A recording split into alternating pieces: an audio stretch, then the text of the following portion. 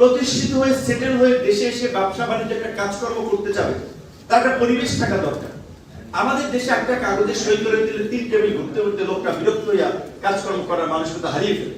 তো এই আমলাতান্ত্রিক জটিলতা দূর করে প্রবাসীদের কাজে একটা পরিবেশ তৈরি করে, এবং আমাদের দেশের প্রবাসী দেখা যায় প্রবাসী আসা থেকে শুরু করে আপনার নানান ধরনের একটা কাগজপত্র, সোনার একটা পাসপোর্ট, একটা ভিসা মেয়াদ রিনিউ করতে যে ধরনের ঝামেলা করে, এটা ছোট্ট বিষয়, এটা চাইলে দূতাবাসগুলোই দূর করতে পারে। এটা যদি এমপি মন্ত্রীদের তৎপরতা লাগে না, তো ওই দায়বদ্ধতাটা সবার থাকা লাগে।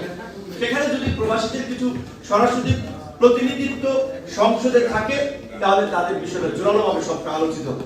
সেজন্য আমরা এটা দাবি জানিয়েছি যে প্রবাসীদের জন্য চাইলে একটা সংরক্ষিত আসন, সেটা 10টা হোক, 15টা হোক, 20টা হোক, 50টা হোক রাখা যায়। আমরা এটা বলে এই কিছুদিন আগে নির্বাচন কমিশনের সাথে আমরা মিটিং করেছিলাম, সেখানে আমরা জানতে চেয়েছি এই সংস্কার কমিশন প্রস্তাব দিয়েছে প্রবাসীদের এই নির্বাচনী ভোটের অন্তর্ভুক্ত করা। তো আমরা তাদের প্রস্তুতি সম্পর্কে জানতে চেয়েছি যে তারা কতটুকু সক্ষম। তারা আমাদেরকে জানিয়েছে যে বিভিন্ন মিশন তাদের সক্ষমতা যাচাই করছে। আপনারাও একটু ঐক্যবদ্ধ হন, জোরালো হন। আপনার ভোটাধিকার যখন থাকবে তখন আপনার দাম থাকবে। তখন আপনি এক জায়গায় বিপদে পড়লে, হেনস্থা করলেন, তখন সরকার আপনার কথা, ভোটের কথা চিন্তা করলেও কিন্তু আপনার সমস্যা সমাধানে তৎপর হবে। যে না, এই আন্দোলনে ছাত্র জনতার পাশাপাশি প্রবাসী নেই, মিডল ইস্টের মতো প্রবাসী নেই, যে জীবন বিপন্ন করে আন্দোলন করেছে। আমাদের ভোটাধিকার দিতে হবে, এবং আগামী বাংলাদেশের সংসদ নির্বাচনে সরকার গঠনে আমাদের মতামত থাকতে হবে। আমরা কিন্তু জোরালো অবস্থানে আছি, কিন্তু আপনাদের এই জায়গাটাতে থাকতে হবে। একই সাথে আমি আমার সর্বশেষ বক্তব্য শেষ করবো, যেহেতু সময় টাইম নাই, যে আমাদের দেশের জনপ্রতিনিধি হয়ে আপনারা এইখান থেকে টাকা পাঠান, আর এই চোরেরা দেশ থেকে টাকা চুরি করে, লুটপাট করে এই ইউরোপ আমেরিকায় নিয়ে আসে। এই চোরদেরকে আপনারা সামাজিক ভাবে বর্জন করুন। আমার রিলেটিভ হয়, আরেকজনের রিলেটিভ হয়, এই চোরদের বিরুদ্ধে আপনারা ইউরোপ থেকে প্রতিবাদ করুন, প্রত্যেকটা দেশ থেকে। আপনারা তো রক্ত পানি করা, কামাই করা টাকা এই জাতীয় প্রোগ্রামটা আয়োজন করেছেন, এখানে আমি 1 টাকাও দেইনি, একটা হল ভরা, এমনকি আমাদের নেতাদের আসা তারা 1 পয়সাও আপনার খরচ করতে দেন। তারা খরচ করে এইভাবে আমাদেরকে সম্মানিত করেছে। আমরা এই পরিচয় ব্যবহার করে রাজনীতি করে টাকা পয়সা কামাইয়া দেশের টাকা বাইরে নিয়ে আসি, বাইরে পাচার করি। এই গত 16 বছর আপনারা রিপোর্ট দেখছেন 28 লক্ষ কোটি টাকা বাংলাদেশ থেকে পাচার হয়েছে। ডক্টর মোহাম্মদ ইউনূসের একটা আন্তর্জাতিক পরিচিতির কারণে, তার একটা নেটওয়ার্কিং এর কারণে সরকার কাজ করতেছে এই টাকার যত অংশ ফিরে নেওয়া যায়।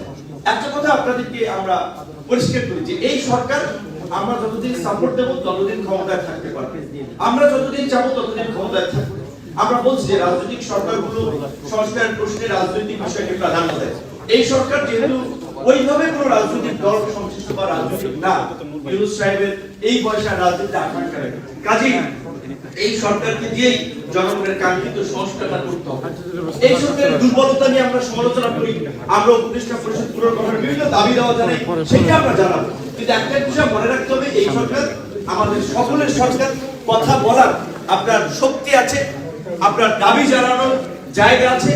এক ভাই যেটা বলেছে একটা বিষয়, ইনশাআল্লাহ আমি গেলে আসিফ নজরুল স্যারের সাথে তো আমাদের আগে থেকেই একটা ছাত্র শিক্ষক সম্পর্ক, আমাদের সাথে যারা রাজনীতি করেছে পুলিশ দেখেছেন, ঢাকা বিশ্ববিদ্যালয়ের ছাত্র অধিকার কাউন্সিলে, যে কাউন্সিলে জাতীয় উপদেষ্টা আসিফ সভাপতি হয়েছিলেন, ওই কাউন্সিলে ঘোষণা দিয়েছিলাম 2024 সালে ছাত্র অধিকারে, গণ অধিকারের নেতৃত্বে নতুন সরকার গঠিত হবে।